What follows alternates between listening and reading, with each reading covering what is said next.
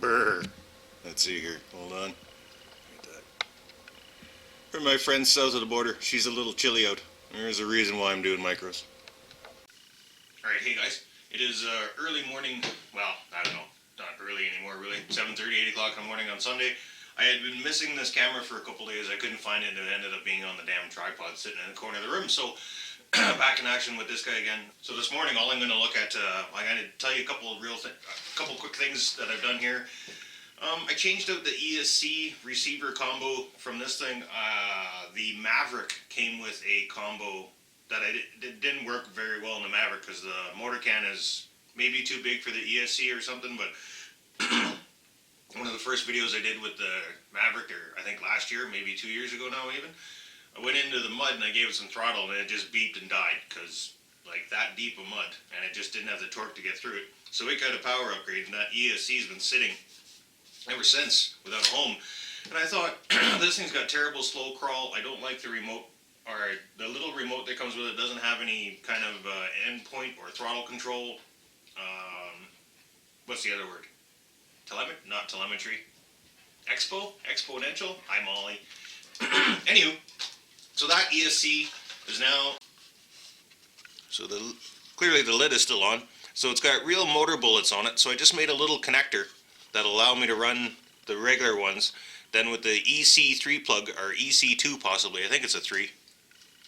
EC3, yeah. With that plug I can run the other 600 mAh battery I got, so I just got to make a little adapter or change out something on the stock battery that came with this guy, because it's a 600 mAh 2-cell as well.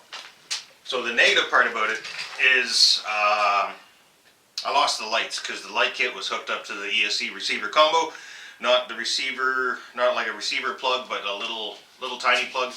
So a little bit of research and I'll figure out what that is. Oh, I also raised the shocks up a bit because the test I'm about to do, this thing was actually failing compared to the other ones just because of the lack of belly clearance. So I did jack up the height to I think what the maximum position is, because there are 6 options approximately, I believe. Yeah, 6 options per shock of how high you want to mount it, or what, you can even change the angle of it. Then I oiled up all the shocks and all the bushings, because it comes with bushings, not bearings. So it's all been oiled. It's the suspension's a little bit smoother because a couple of them were kind of stiff. It's quieter in the sense it doesn't make that weird noise that it did before, which I kind of found that it was cool. But that noise is gone, and now it just squeals like other trucks. But it's not as loud as this guy. Nothing as loud as the Axial. Man, that guy squeals like a pig. Maybe it might get an ESC upgrade. Again, I gotta talk to Rookie because he's got some extra micros kicking around, but he might be getting into the micro scene too, because he had some before and he wasn't really into them, but now micros seem to be taking off again with the help of myself and Medic and other guys who are doing fantastic micro videos. These are coming out on the shelf as a much higher quality unit, or not, I can't say that. It's not a much higher quality unit than what it used to be, because if you compare this guy to the Losi, it's pretty much the same thing. It's that this thing's not overheating, and it's just slightly more modern. Other than that, Losi hit it pretty good numerous years ago. It's just, it gets so freaking hot. And then the only reason it's not on the table this morning is because the other two are just too capable. I have them both heavily modded. There's tons of weight, good tires. One has really soft suspension, the other is a droop. It just dominates the course. The approach and departure angles are fucking damn near straight up and down.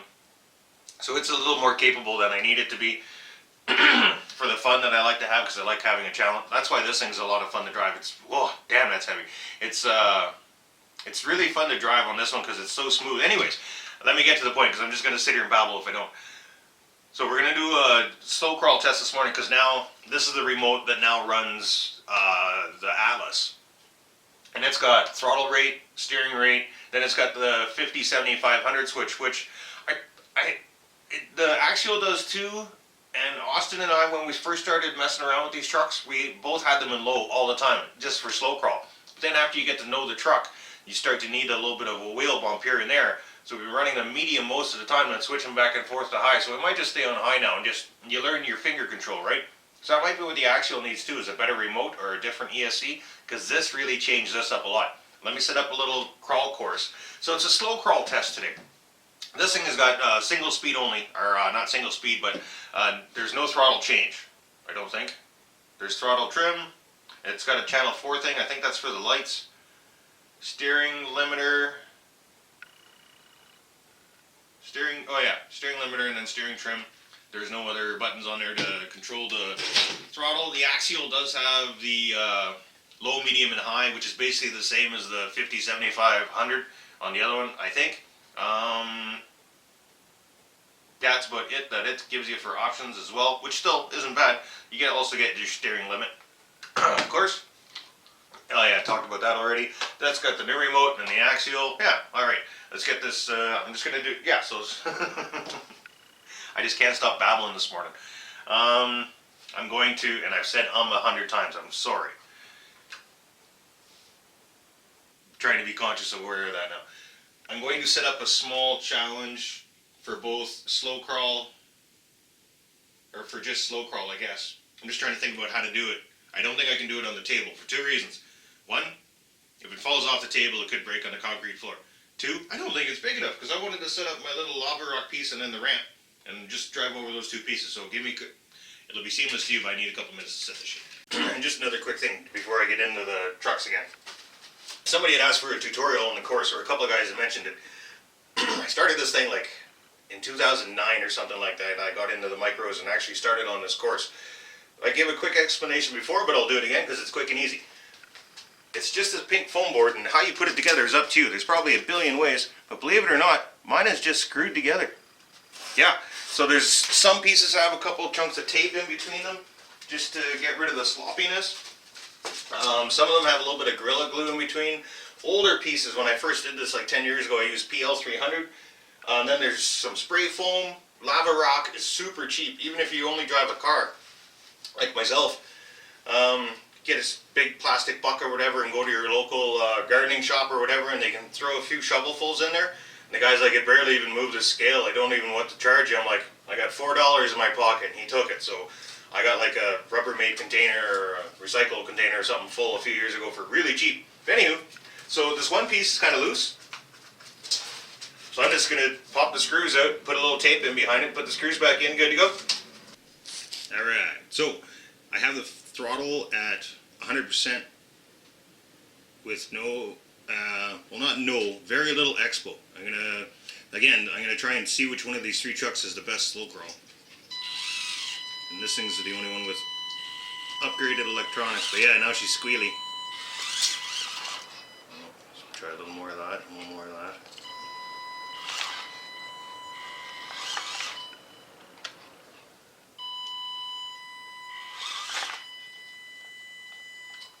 Oh, I think it's better than it was before, but maybe...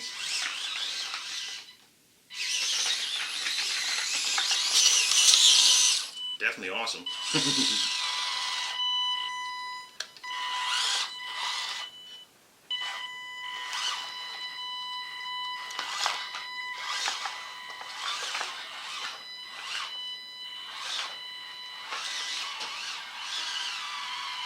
That's about as smooth as I can make that guy.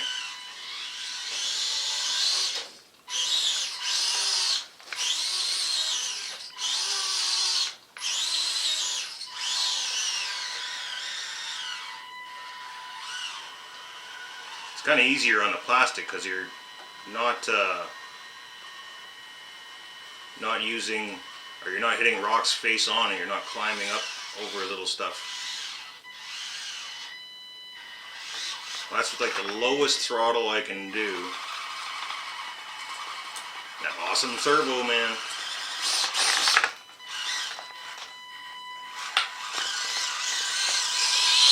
That's about as slow as I can make the Atlas climb. Let's try the Axial next, just because it's next in line. Alright, so I can do the same deal with the Axial. I got it on 100% throttle. There is no expo on this guy, so it's all finger.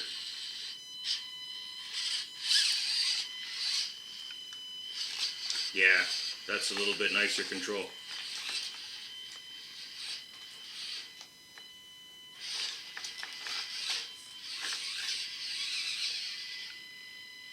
Yeah, much more slow crawl with the Axial for sure. Way smoother. And the different ESC definitely made the Atlas better, but Giant dog. But it's still not as nice as this. I just wish it didn't squeal.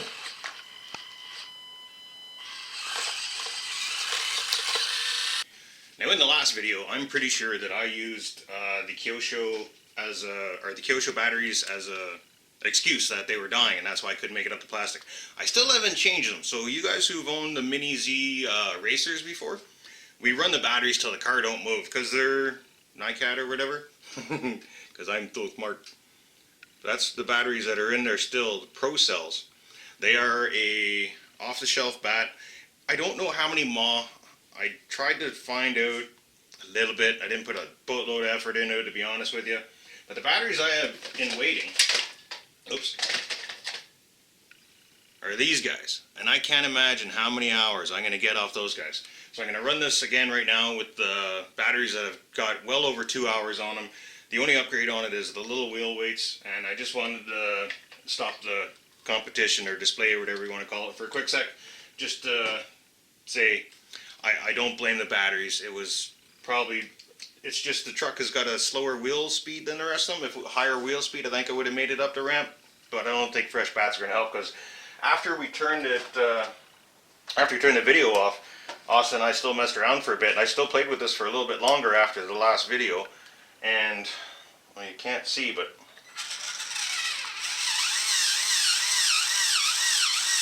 still seems to have lots of power. So it's not the battery's fault. It's just got lower wheel speed and really non-grippy tires.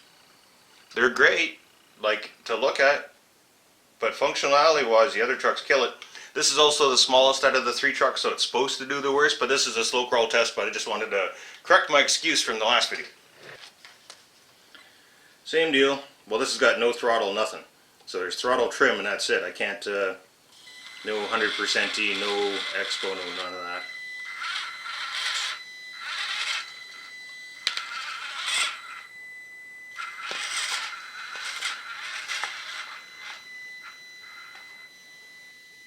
That's so smooth. It's got to be close to the same smoothness as the Axial. That's why there's duct tape on the ramp, by the way, just so everybody can make it. And it's like, why would you make it easier? Well, if only 1 or 2 trucks can make it, it's kind of unfair to the guys who have to hand a got it to get up it, because that's 10 seconds. That could make or break your race. So we'll make it more difficult with cones, where you have to drive across it in certain areas to make it more difficult. But that Kyosho, man. Come on, baby. So smooth. We just got itty bitty tires.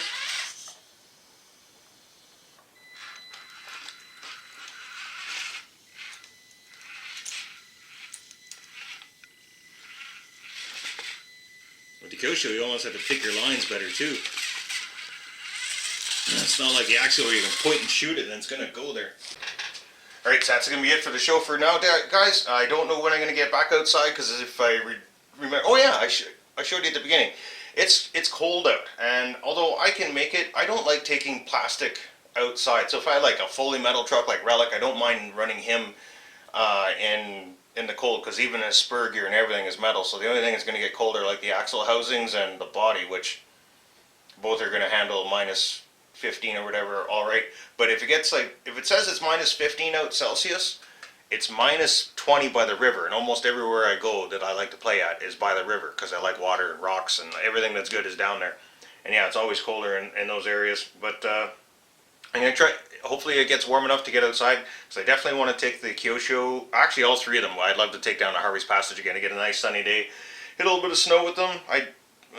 Mainly rock crawl, maybe do west side, see what it's like. Yeah, I've been babbling a lot this morning. Thanks for checking it out. So I was just thinking as I shut the camera off and I'm starting to make my way back upstairs and kill all the lights and stuff.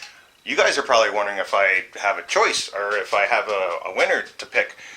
Still the joy of driving the RC, if it's just pure feeling, I still got to go with the Kyosho. The Kyosho is just really well done, and I may be wrong on this, but I think our motor turns are Kyosho 130, Axial's 88, and I don't know the FMS. I never actually looked it up, but I think it's 100.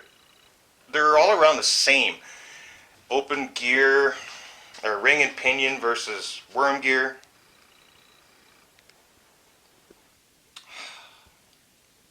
If you eliminate the noise, I might even go with the axial. It's a tough call between smoothness of driving. It's either the axial or the Kyosho. I think I'm leaning towards the Kyosho a little bit. It's so nice to drive. It's so smooth. If you haven't driven one, you got to try one, I think. And the FMS, maybe I could change out the ESC again.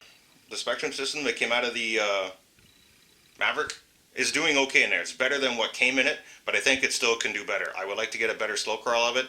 I don't know if it's the motor or the ESC, but more improvements to come on the FMS Atlas.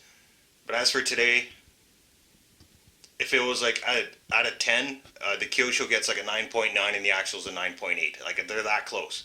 The Axial didn't squeal, but just drivability, it's Kyosho.